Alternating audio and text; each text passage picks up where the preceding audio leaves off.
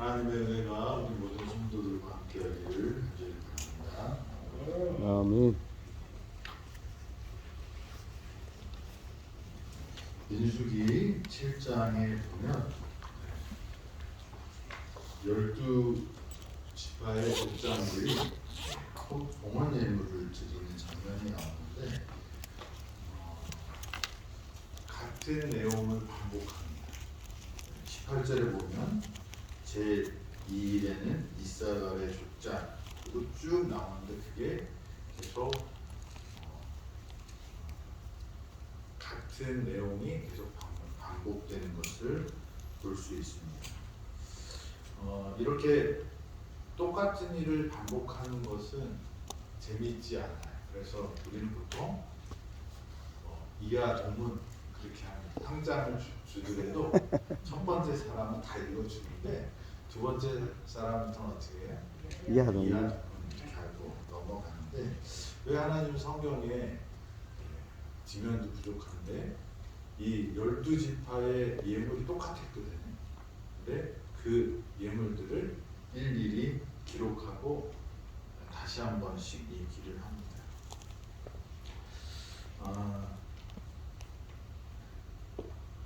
이런 생각 해보셨어요? 하나님께 기도하는 사람이 너무 많아서 내 기도를 잘 들어주실까?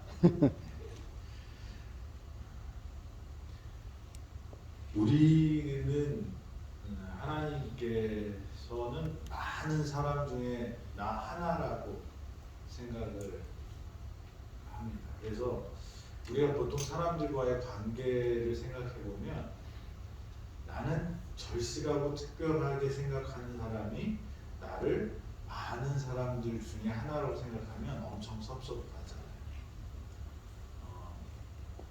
그런데 그리고 또 어떤 문제가 있어서 시청을 찾아간다든지 또 누구를 찾아갔을 때 선생님한테 부탁을 하든지 이렇게 부탁을 하는데 나중에 답이 없어서 나중에 확인해 보면 뭐라고 그래? 아, 내가 바빠 깜빡했다. 나는 오매불망 그 답을 기다리고 있었는데 상대방은 잊어버리고 있을 때가 있을 때 그럴 때 우리는 나의 절박함이 상대방에게는 잘 전달되지 않고 그 사람한테 가면 10명이 찾아오면 10분의 1로 생각을 하는 그런 모습들을 봅니다. 이 민수기 7장에 나와 있는 이 12족장들의 허물을 기록하는 것은 저는 이렇게 생각해요. 하나님께서는 이 모든 사람 개개인이 드렸던 허물들을 귀중히 보시고 그들의 기도를 들어주시는 모습이라고 생각이 됩니다. 아멘. 시편 56편 8편에 보면 우리의 눈물을 병에 담아 주신다 그렇게 말씀하셨어요. 눈물 병에다 갖다 보셨나요? 하나님은 우리의 눈물을 어떻게 해요? 병에 담아 주신다는 표현을 쓰셨어요. 그만큼 하나님은 수천, 수만, 수억 명 중에 하나로 우리를 생각하시는 게 아니라 세상에 단 하나 있는 사람처럼 우리를 사랑하신다는 것입니다. 아멘. 어떻게 알 수 있을까요? 누가 돌아오셨어요? 예수 그리스도가 하나님의 하나밖에 없는 독생자라고 하는 예수 그리스도가 누구를 위해서요? 나를 위해서. 그것은 이렇게 표현이 되어 있어요. 세상에 다 회개할 사람이 없고 단 한 사람의 회개할 사람이 있을지라도 예수님은 이 땅에 오셨다. 그래서 이 기독교에서 사람을 보는 눈은 좀 다릅니다. 어떻게 다를까요? 휴머니즘은 인간이 세상에서 제일 귀하다 이런 정신으로 사는 것을 말합니다. 근데 기독교는 세상에서 사람이 제일 귀하다가 아니라 사람은 누구랑 같다고 말하는 거예요. 예수님과 같다. 예수님은 누구예요? 하나님. 그러니까 예수님이 작은 자 하나에게 한 것이 누구에게 한 것이다? 나에게 한 것이다 이렇게 말씀합니다. 그래서 인간에 대한 존중, 그 다음에 나에 대한 하나님의 사랑은 여러 명 중에 하나가 아니라 나 하나를 보시는 눈으로 우리를 보신다는 거예요. 그게 어떻게 가능할까요? 하나님이시니까. 그래서 저와 여러분은 우리의 눈물을 하나님은 퍼지로 돌리시지 않고 다 어떻게 병에 담아두십니다. 저와 여러분들이 그런 하나님의 사랑을 느끼면서 살아가게 되기를 간절히 바랍니다. 민수기 8장으로 넘어가겠습니다. 민수기 8장 2절입니다. 아론에게 말하여 이르라. 등불을 켤 때에는 7 등잔대 앞으로 비추게 할지니라. 빛이 중요하나요? 예. 어떤 목사님이 학생을 가르쳤는데 그 학생의 부모님이 서커스 하는 분이었어요. 이제 서커스 중에 이렇게 그네를 쫙 타다가 거기서 손을 탁 놓고 공중에 붕 뜨면 그 옆에 있는 사람이 딱 받아주잖아요. 예. 근데 부부였대. 한쪽은 남편, 한쪽은 부인. 그 부인이 그네를 막 타다가 샥 손을 딱 놓고 남편의 손을 딱 잡아야 되는데 그 순간 불이 딱 꺼져버렸대. 그래서 손을 못 잡고 떨어지는데 떨어질 때 기둥하고 이렇게 딱 부닥쳤는데 또 서커스 하시는 분이니까 순발력이 있어서 그 기둥을 딱 잡았대요. 그래서 쭉 미끄럼을 타고 내려와서 딱 도착했더니 불이 착 켜졌대요. 그러니까 사람들이 막 환호성을 치고 뭐 안 보이는 데서 그렇게 또 해달라고 막 그러고 다시는 안 해. 왜 그럴까요? 진짜 목숨을 걸어 죽었구나 그런 생각이 들었다는 거예요. 빛이 없으면 우리는 살 수가 없습니다. 암흑 속에서는 우리가 할 수 있는 게 없습니다. 성경에는 이 빛이 여러 빛들의 이야기가 나오는데 이스라엘 백성들에게서는 이 빛이 어떤 의미였을까요? 첫째는 이스라엘 백성들이 출애굽을 할 때 누가 따라옵니까? 바로의 군대가 따라옵니다. 이 바로의 군대는 그 당시에 최신 무기를 다 장착한 아주 무서운 군대였어요. 왜 따라와요? 이 말 안 들고 도망가는 노예들을 잡고 반은 죽이고 아마 반은 데려가려고 그랬습니다. 근데 그렇게 막 오는 그 흙먼지를 알리고 왔는데 갑자기 뭐가 딱 서요? 구름 기둥이 딱 씁니다. 그래서 애굽의 군대는 그 구름 속으로 가려버리고 이쪽은 하나님의 불기둥으로 이 홍해를 건너가게 합니다. 그래서 이스라엘 백성들을 이렇게 말 타는 사람이 훨씬 빠르잖아요. 노인, 애기, 뭐 낙타, 소, 뭐 양 이거 다 끌고 가는 사람들이 얼마나 느리게 갔어요. 말 타고 막 쫓아오고 있는데 걷는 속도는 시속 5km, 뭐 3km 이렇게 될 거예요. 근데 그 천천히 걸어가는 그 뭐 2km 정도 되는 속도로 가는 그 이스라엘 백성들을 마병들을 병거들을 타고 오는 애국의 군대를 막아서 그때 불기둥은 어떤 의미일까요? 이스라엘 대신에 싸워서 승리하게 하신 하나님의 임재의 불꽃이었어요. 그런 빛이었어요. 또 이 빛에 대한 얘기를 보면 성소를 지은 다음에 그 성소 위에 뭐가 있었어요? 구름 기둥이 기둥. 있었어요. 낮에는 구름 기둥, 밤에는 불기둥. 불 기둥이 있었어요. 그래서 그게 기둥이 쭉 올라가면 아 이제 떠나야 되나 보다. 그리고 다 짐을 쌉니다. 짐을 싸면 그 구름이 가는 대로 따라가요. 그러면 딱 멈추면 그 자리에다가 텐트를 딱 성막을 치고 그 주변으로 네 방향으로 세 지파씩 이렇게 자리를 잡고 안착을 하는 모습. 하나님의 인도하심을 표상하는. 그다음에 거기에 불기둥과 구름 기둥이 있어요. 밤에 이 다른 이민족들이 이스라엘을 딱 보니까 뭐 군인들도 별로 없는 것 같고, 근데 양도 많고 소도 많고, 그리고 뭐 여자랑 할아버지 아이들 다 같이 오니까 어떻게 해요? 이게 공격하면 쉽게 노략할 수 있는 그런 이 큰 무리란 말이에요.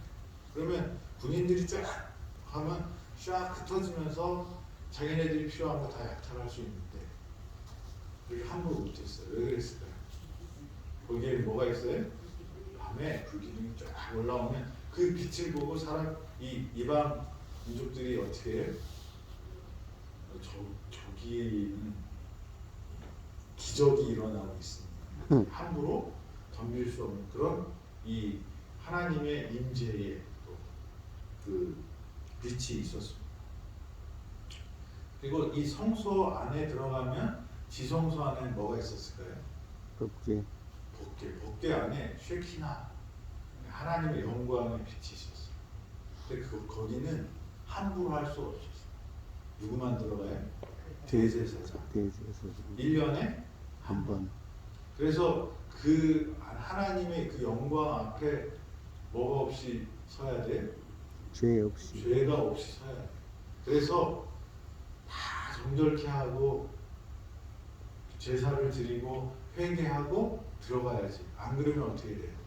죽어. 하나님의 영광에 의해서 심판을 받는 그런 심판의 빛도 있었어요. 또 빛이 있었는데 오늘 말씀드릴 그 빛은 어떤 빛이었을까요? 레위기 8장에는 7 등대가 딱 하나가 있고 옆에 3개씩 해서 등대에다가 불 켰어요. 이 쉐키나 그 다음에 구름기둥, 불기둥 이것은 사람의 손으로 만들어진 불이 아닙니다.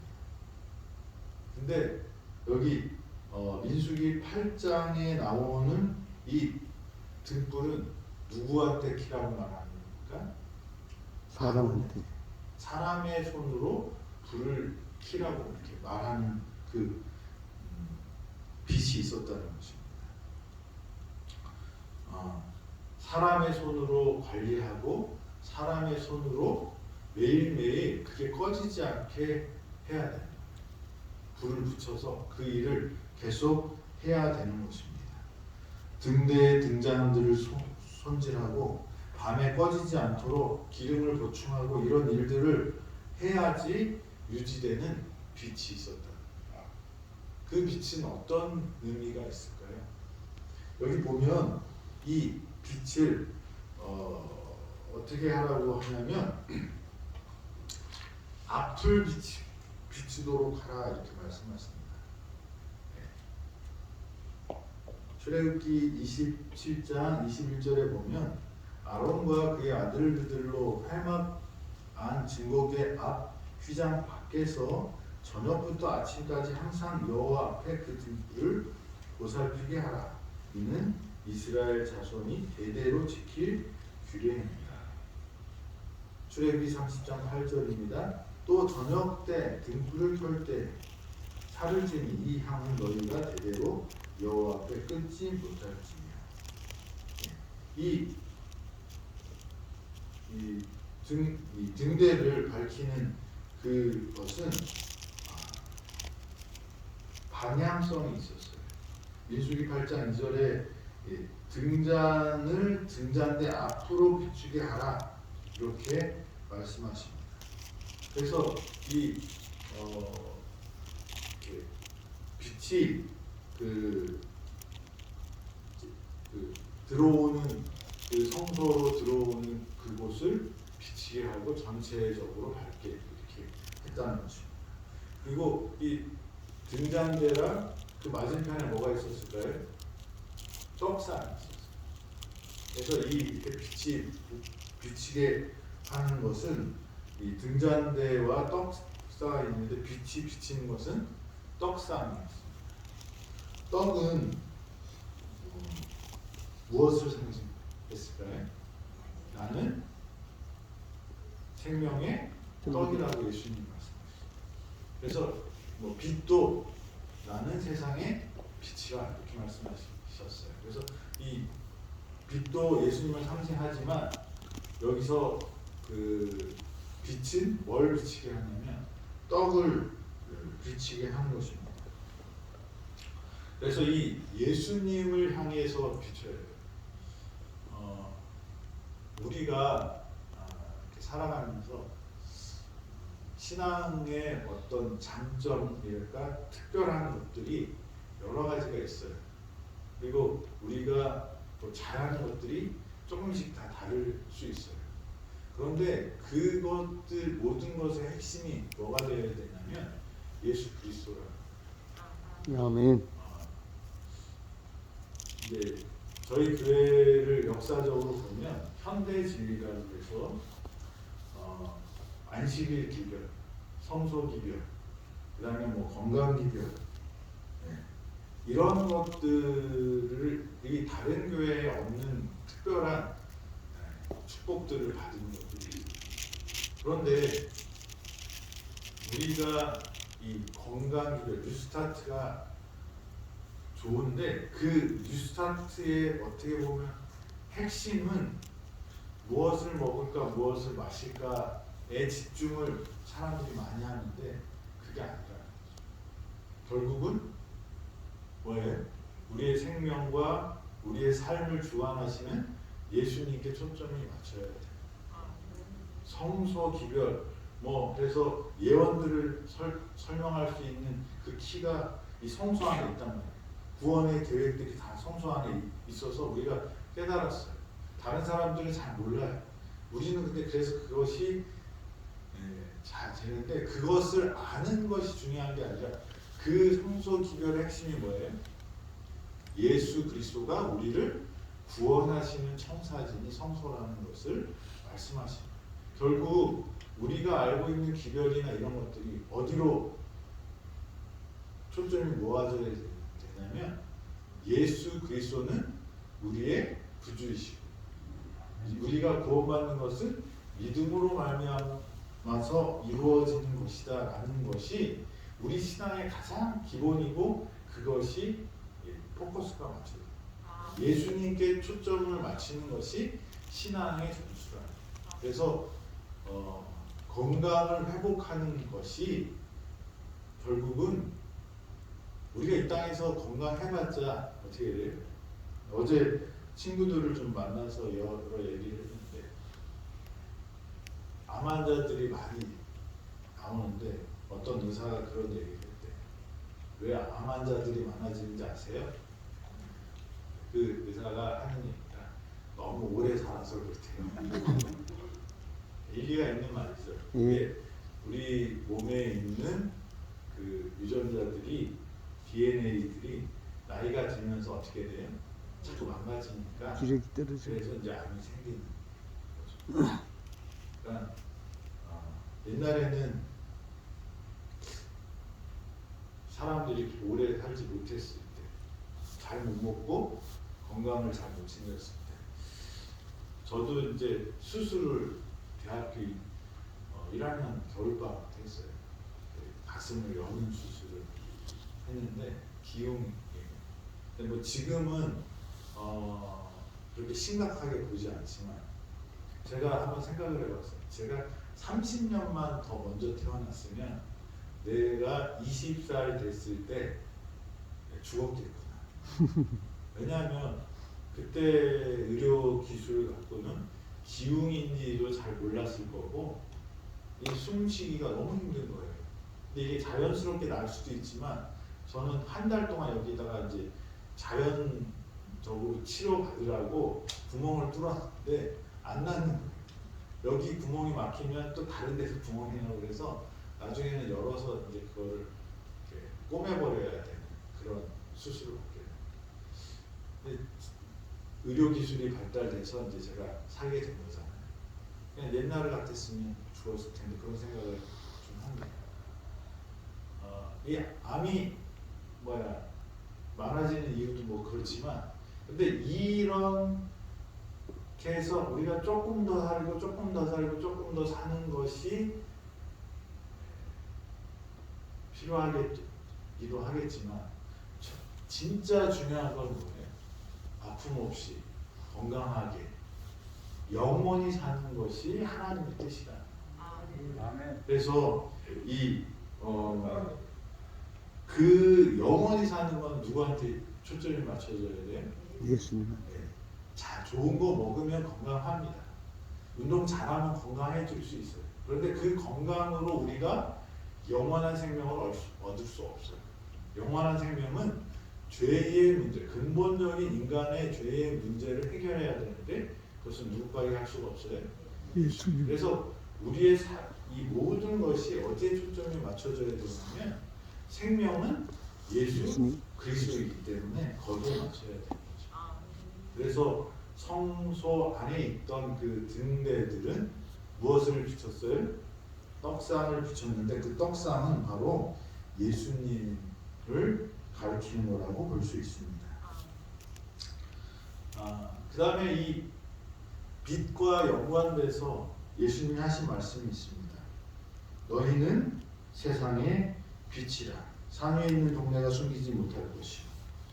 그리고 마태복음 5장 16절에 이렇게 말씀하십니다.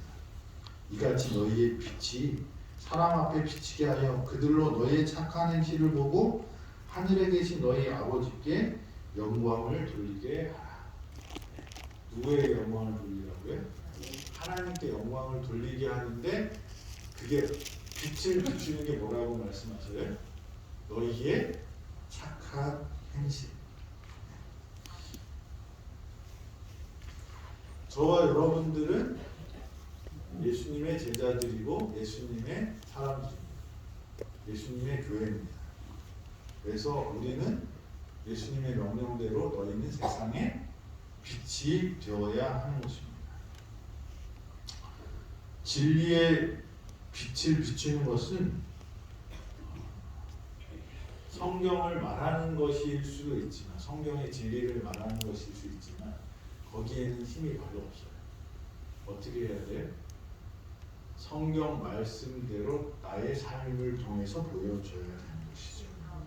진리의 빛은 나의 삶을 통해 일어납니다. 그리고 그 빛을 통해서 누가 영광을 받으셔야 되냐면 하나님께서 영광을 받으셔야 되는 것입니다. 그래서 저와 여러분들은 이 빛을 비추는 사람들이 돼요. 그래서 우리 에덴 병원이 세워진 이유는 빛을 비추기 위해서입니다. 돈을 벌기 위해서가 아니라 여기에서 이 빛을 통해서 많은 환자들이 치유를 경험하고 예수님을 통하여 영생을 얻도록 하는 그 등대의 빛의 역할을 하기 위해서 세워졌습니다. 저와 여러분들이 그 일을 하게 되기를 간절히 바랍니다. 그리고 이 떡상에는 떡이 몇 개 있었죠? 12개. 12개가 있었어요. 12개는 뭘 상징할까요? 지파. 12지파를 상징합니다. 그래서 이것은 빛은 또 나는 세상에 너희는 세상의 빛이라고도 했지만 나는 빛이요 진리라고 말씀하신 예수님을 또 상징합니다. 하나님의 불꽃 같은 눈으로 뭘 보고 있어요? 이스라엘 백성을 보살피고 계시는 것입니다. 이스라엘을 지키시는 이는 졸지도 아니하시고 주무시지도 아니하시리로다. 시편 121편 4절에 말씀하셨어요. 저와 여러분들을 어떻게 해요? 이 등대처럼 계속 비치고 계시는 하나님의 보호하심과 은혜를 상징하는 것이 이 등대였다는 것입니다. 당신의 백성을 눈동자처럼 지키는 것을 의미하는 것입니다. 저와 여러분들이 그런 하나님의 돌보심 안에 사는 것을 느끼며 사는 은혜 받은 용서받은 하나님의 자녀들 되기를 간절히 바랍니다. 아멘. 그리고 또 예수님의 명령대로 이 불을 밝혀서 너희의 착한 행실을 보고 하나님께 영광을 돌리게 하는 하나님의 백성들이 되기를 바랍니다. 그리고 하나님의 이 빛은 하나님의 보호하심을 상징합니다. 그 보호 속에서 하나님의 은혜 가운데 사는 저와 여러분들에게 간절히 바라면서 오늘 말씀 드리겠습니다. 기도하겠습니다. 하나님, 오늘도 생명을 주셔서 감사합니다. 불꽃 같은 눈으로 주무시지도 않고 자지도 않으시면서 우리를 지켜보시고 우리를 구원하시기 위해서 애쓰는 하나님을 경험하는 오늘 하루 되도록 인도하여 주시고 은혜를 경험하는 저희들 되도록 인도하여 주시옵소서. 너희는 세상의 빛이라고 말씀하셨사오니 숨어있는 사람이 아니라 일어나서 우리의 착한 행실로 하나님께 영광을 돌리는 빛을 발하는 사람들 되도록 인도하여 주시옵소서. 아멘. 오늘도 하나님의 은혜 가운데서 감사하며 하나님의 치료와 또 회복을 경험하는 우리 모두가 되기를 예수 그리스도의 이름으로 기도드립니다. 아멘.